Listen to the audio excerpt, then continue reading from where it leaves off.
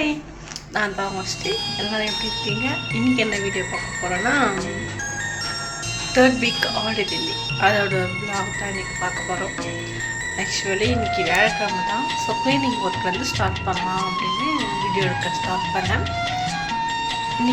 இன்றைக்கி பூஜை சாமான் தேய்ச்சிட்டு வீடெல்லாம் மாப் போட்டு பொட்டில் வச்சுட்டு சாமிக்கு அவ்வளோதான்.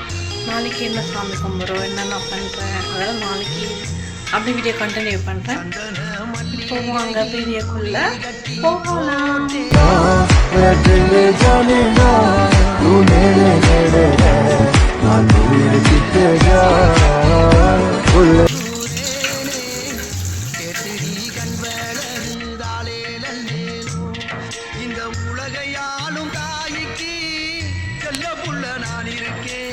அவளை தீர்க்க வேணாமா கண்வளரு தாயி சந்தன மல்லிகையின் துளி கட்டி போட்டே ராஜினி கண்வளரு தாளே நந்தேரோ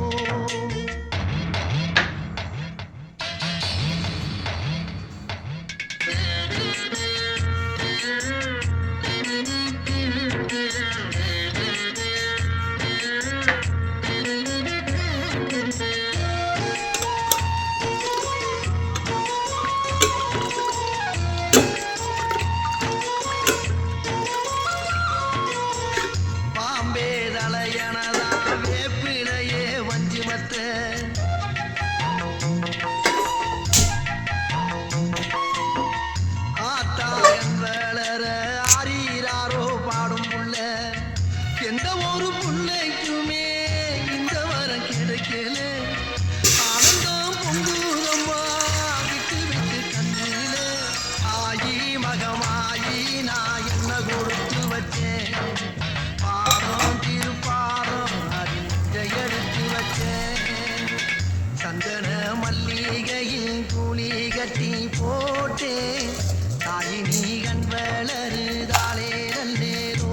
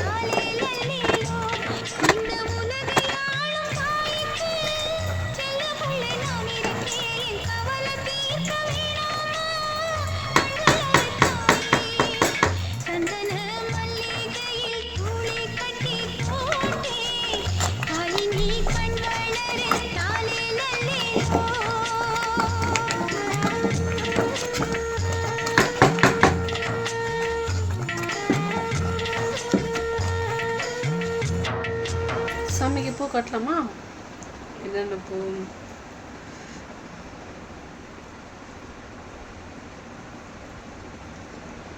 அரளி விதை, அப்புறம் இது சின்ன டேரி பூ சொல்லுவாங்க இது, அப்புறம் சாமந்தி ரோஸ், இதெல்லாம் மிக்ஸ் பண்ணி மாலை மாதிரியும் கொஞ்சம் கோர்த்து கட்டியும் போட்டு இன்னைக்கு அம்மனை அழகாக அலங்காரம் பண்ணலாம்.